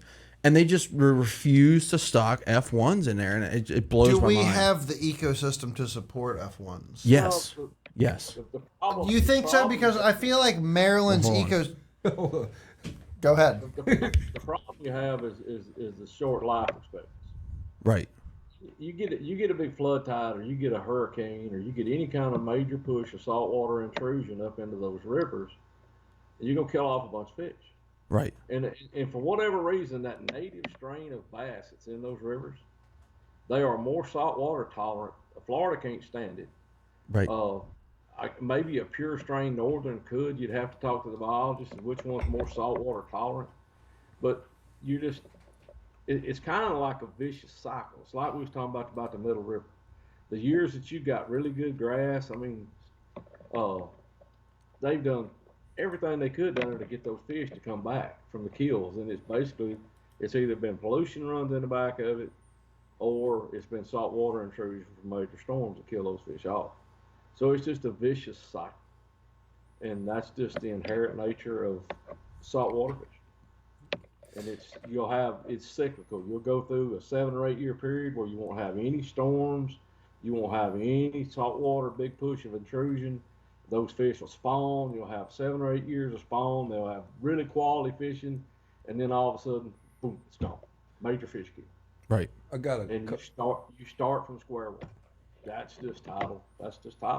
got a couple people that we need to reply to. We got Greg, who we talked about earlier when we talked about Mr. Scott. Greg and Mr. Scott are partners with the stocking of the rivers and all. Greg said that the water's too cold for F1s, afraid it would affect the native fish if they were interbred. Then we had Dan, who's been a longtime fan of the show, because he's down in North Carolina. He asked about, what do you think about Santee Cooper? Or Lake Murray. Or Lake Murray, too. That's it. Yeah. All of them right now are on the upswing. There was a time period there where South Carolina got onto a major weed eradication deal. They were killing hydrilla, they were killing everything. Well, there's some kind of grass that's got back in the south end of Murray that they have tried to eradicate, but it's growing too deep. They ain't been able to kill it. They call it some kind of Illinois pond grass. I don't remember exactly what they call it, but the fishing has exploded. Murray used to have 20-foot deep LOD in it, and it was really unbelievable fishing. And Santee Cooper has always been a tremendous fisher, but it's done got hydrilla back in it, and it's just a bass fishing mecca, man. I mean, both of them are phenomenal. If I had to recommend somebody, if you want to go on a good trip, if you can catch them when they move up the spawn and get around the cypress trees at Santee, or if you can get on them, if you can get a trip planned to Murray when the bluebacks are spawning and them fish really it's unbelievable. It's a lot of fun. Yeah, there was a tournament, I believe, years ago at Santee that probably like one of the first where someone got in the Century Club, if I remember correctly. Caught like over, yeah. There was Santee's. one of those groups down there. It was like I think it was what was that guy's name? a Florida boy. Anyhow, he won that thing. It was a sight fish tournament. They hit it there. It was one of them weird springs where it had been really cold, and they got just a tremendous warming trend. And it's like every 8-pounder in the lake swam to the bed. Yeah, I think that's the same tournament. Yeah, I've seen it. Yeah, And it was amazing. Aaron Martins was catching 6-pounders and giggling like a 2-year-old. I mean, it was, why is that? Preston Clark is who won that tournament. Yep. That's who won it. Yep. Aaron Martins actually won in Middle River when the last time y'all were here, it was canceled, but the time before that, Aaron. Yeah, well, because you placed very well, and your buddy Bill Lowen, like top 5 on that tournament. Yeah, it made me sick when Aaron won, and I thank the world Aaron. But Bill was in a position. Bill had an incredible day up there in the creek, up on the by the Swan. I think he was in Swan. Swan Creek. Swan Creek. Yep. Yeah, and you know, it's just not your time to win when somebody catches a 7-pounder and it comes off in his hand. Right. I mean, he caught it right there at the end of the day. Fish actually come unhooked, and he still caught it. Yeah. If he don't catch the fish, Bill Lowen wins that tournament. You know the odds of catching a 7-pounder in Middle River now? It's like Right. Hey, what's up, Zachary? Thanks for joining us, brother. It's not happening too often. but that's why Aaron Martins was who he was too. Yeah. Man, he was unique. Probably the most naturally gifted fisherman that we've ever seen in this sport. Yeah. Right. Yeah. Right. Yeah. I think Bill Lowen, did he fish swan or did he fish elk? He fished swan. It was It spinner was baiting. definitely The Swan Swan? Creek, as shallow as you Oh, could my get. And on, Yeah. on the last day, the tide was like, the water was like really low. He was like Yeah. turning up mud with his trolling motor getting Yep. through there, if I remember correctly. Just little Indiana, the little Indiana or Ohio River spinnerbait. Flipping, I want to say flipping a little Berkeley Firehawk. Yep. Bill had a win, what was it, 2 years ago? It Yeah, he wasn't won that it. long ago. Yeah, he won at Pickwick. Yeah. Yep. Yeah, not long ago. I remember that tournament. I heard he's like the nicest guy in the world. He is. That's what they say. I've heard that. It's like Bill Lowen is give you the shirt off his back. Yeah, unless it's me, you won't give me nothing. But you got to be like Right. Well, hey, so Matt, we're coming up on our time here. It's 9:48. You've been with us for almost 2 hours, man. We can't thank you enough for everything and joining us, man. It's been a great conversation. Over and above what we could ever ask for, to be honest with you. We even had you before we even went live. So they just can't been know about the conversation before. That was none of that. Yeah, that was good talk. But we just. Thing about Forward Facing Sonar, if you say I did, you're lying. Right. We appreciate you coming on us so much, and we would absolutely love to have you come back on sometime if you're open to it. And if you're ever in the area and you want to jump into Thursday night, I call dibs. You're fishing with me, Matt. I'm telling you, we're gonna go out there and win it. Okay, Matt, you got my number. Text me if you're coming to town. Don't worry about them. Shoot me a text, dude. I got you. Hold up, wait. We're going tin boat fishing. Wait, dude. are we like? Is this like something? My John boat is way more upgraded. Okay, is that what we're doing? Dude, I have a bullet. All right. Oh, here we go with the bullet. We're getting to the spot first. I'll Like, go with whoever ain't got Forward Facing Sonar on their boat. That's not me. I ain't got it. I ain't shit, got it. that's those two. Oh man. I got a depth finder. I got a Humminbird Helix Mega, but I cut it on to check my water temp, and that's pretty much it. I don't even map because Dude, I know the river so we good. really I do. don't We have- fish the GP so much that I just want to know what the we water use temp it for is. water temperature and depth, and other than that, nothing matters.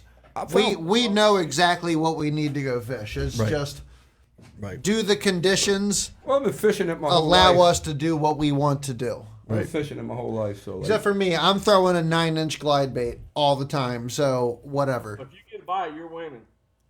Exactly. he got a bite once last year. And it counted too. It was Lunker. It was Lunker. It counted Got too. Lunker one It time. was Lunker in the biggest tournament of the year, and that's what mattered. Right. I've seen you out there the day Yeah, you dude. did last. I called that thing on a KGB Chad spread. Chad. Chad. That's why it's called Bass and Beer. Right. Cat spread. My favorite places to eat in the world up there too. By the way, What's that? Woody's. I don't know. Woody's. Where is Woody's? Is that like more northern? I'm sure Pennsylvania? Right off the head of the Northeast River, right there in Maryland. Oh, dude, I've heard of. Yeah. Okay, Yep. right on. I'll give him a shameless plug. Just go in there and get you a steam pot. It's like Dungeness crab and Alaska. Oh yeah, crab, yeah. all kind of crabs. Just oh my gosh. The steam pat. It's like a crawfish boil. Because have you had when you were here? By the way, when I get to Toledo Bend, I will probably gain about 20 pounds eating crawfish tails. Yeah, I love crawfish. I keep inviting them guys over. I do boils all the time. Everybody's around here is like because we're big on like steamed crabs and steamed shrimp and crab cakes and everything. All day. I do crawfish boils all the time. Like, these guys got to come over. I was like, if you want to think like a bass, you got to eat like a bass. That's how I said. Gotta go pull some tails, man. Yeah, you got to All pull some about tails. Hey, Matt, we appreciate you coming on tonight, brother. Thank you so much. We want to cut you loose and let you get back to your life. And man, I hope that you're willing to come back on our podcast again or our live stream and talk again. We thank you so much for coming on here and talking. Hey, thanks again, buddy. Hey, Matt, man, thank you. Appreciate it. All right, have a good night. See you guys. Let's see. I'm going to go back to the main camera here. Go to Skype. Okay. Yep, we are good to go. Leave that. Man, Dude, No, that was right. great, man. That was awesome. awesome. told you Matt was a man. I warned you guys that it was going to be good. The juice we got before the interview, can't say nothing. Damn. Oh yeah. Oh, that was amazing, man. Yeah, I can't say nothing about that. I hope you guys. We still have 12 followers here. Let me see. I gotta get the. My wife said you never shared it on YouTube, so she wasn't able to. I watch tried. it. I tried watching it on YouTube. It for some reason there was something going on, and I don't want to do too much clicking or too much. Right. Yeah, Dude, that was Paul, awesome, dude. You know Yeah, I what, seen Paul to be jump on honest there with near you, the end. I gotta say, Paul, you joined in late, and that's totally fine. But He's fishing. dude, this guy hung out with us for about 2 hours tonight. Oh yeah. I Easily. didn't Like ask him. openly talked to us for about 2 hours tonight. Probably longer if you count the pre-show. Yeah, so and he The literally pregame. we had him on for probably 10 to 15 minutes to like get everything straight before we even went live, and there was so much talk before that even Off the happened. record talk. Like off the record, like it was insane. Enjoyed it so much. He was great. Cannot wait to have him back, and very grateful for what just happened. Yeah, That was maybe awesome. Maybe Just enjoyed it. We had I'll David hit him. Fritz last week, We need Matt to, Herren this week. We may even have another great angler in the next week or so. next week. Oh, we plan on having one every week, dude. Every week, brother. No, that's the plan. But hey, listen, we need to get those guys some thank you gifts sent out to them. Straight up. Yeah, I'll get their addresses and we'll send them out some thank you gifts. Yeah. Miles says shout out to Rob. And it is, dude. Shout out to Riverboat Rob, man. Hey, KVD will be in town tomorrow. He's going to give a seminar at Susquehanna Fishing Tackle at 12 o'clock tomorrow. It was 12:30, around that time. But shout out to you, dude. Thank you, man. You've been going through a lot of shit. You come through. You make some stuff happen for us. 2024 is just like on fire. Just Hey, what can I say? let's go. No, I mean, I think the guests that we have on the show really enjoy being on the show. I do too. Yeah. I think David Fritz enjoyed it. David Fritz stayed longer than we asked him to. Thank you, Paul. Miles said 12:30 tomorrow's KVD seminar. Susquehanna Fishing Tackle. It's only about, hour drive. Dude, I might go up there, honestly. I was going to duck hunt in the Bunch of morning, but sailors. I'm not Good time. going because it's going to be shitty ass weather, and I ain't sitting out there and getting destroyed. And the shows are like out in a tent, and so like with KVD, it's going to be, you're just going to wait in a very long line to get to say like 5 words to them and take a picture with them if you're lucky, and then, you know what I mean? I think, I don't know for sure. I mean, his seminar will probably be good. I went to a couple their seminars. Greg DePalma. I went to a couple of Greg DePalma's seminars up there. It was really good, actually. And Greg was like a really cool dude. Dude, what the fuck? And he really did tell me that if he had to pick between forward facing, You don't and get 360, it. But it's so. take a 360. What's that? It's so. Army. It's so out of regulation. It like irks me. Oh. It irks my core. I can't stand it. Anyway, sorry, I'm a nerd with that shit. I want a fishing rod up Thanks, there. Wes. Appreciate it, brother. Me and Evan go up to Bass Fest one year, and they got this raffle. And then, like, Evan was like, dude, I don't want to, like, I can't give up the juice. But he was like, do this with your card, you'll win. Like, that's all I can tell you, your raffle card. So I fucking won an Abu Garcia, Jordan Lee Abu Garcia rod. Catch a snakehead on it, like the first time I ever use it. And I lay it like where the top of the rod's on the console. I'm trying to get the snakehead off, and he flops and snaps it right in half, dude. First time. So I won it, and then it broke it the first time I used it. So it's like I can't win. Yeah. Man, I am just... Win a rod, break a rod. Win a rod, break a rod. I got to say, we're coming to the end of our show, and while we have people here, man... I got to get home. The weather's getting funky outside. I'm really thankful, man. We got Taylor Lures, TaylorLures.com, Taylor Lures on Facebook, message Warren, UMA Lure Company, Tyler Hawthorne, message Tyler Hawthorne, hit him up on the website, UMALureCompany.com, or hit him up on Facebook, and Bass Munitions. Bass Munitions with Mr. I am brain farting on his name. Larry Payne. Larry Payne. Mr. Larry Payne. Check him out on Facebook. Go to Bass Munitions Plastics. Check out Bass Munitions Plastics. We're thankful to have them on board with us. We had a great time tonight. Thank Matt Herren for coming out here with us. Matt Herren for coming out and hanging out. Dropped some serious juice. A really, really good talk. Did not know he was not with Reaction Innovations no more. I wish I would have talked to him. You know what? But here's the thing that's cool about know that. We might have been the first live online He said he ain't broadcast told that nobody he yet. announced. Yeah, That he's not with Reaction them no Innovations more. anymore. So It's he's not with Reactions Innovations anymore, and that's cool. But Yeah, what's to come for Mr. Matt? we got to thank everybody's thanking us, saying awesome show, and we really appreciate it. If you guys want to share the replays, spread the love, of course, always appreciate it. I just want to we do appreciate you guys all the time. And, All the time, and- every and Friday, the brother. thanks, you want to have to thank us because you guys make the show happen. Because Yeah. nobody watched it, it wouldn't Dude, matter if we anyway. straight up, if we didn't have the followers that we have, the people that watch, tune in, give us wouldn't have a comments, show. we wouldn't. There is times where we have more comments and we have more engagement in our videos than some of the bigger podcasts on Facebook. And I see it personally. I think We've had 200, we've had 300 comments on this podcast where some of the bigger ones have had 100, 50 to 100 before. We have great engagement. I appreciate you guys more than anything. Hitting that like and that share button, getting the word out, and spreading it out to friends, and us bringing on more important people to bring more engagement is super important. We appreciate you guys engaging in they're what we are doing. part of the show.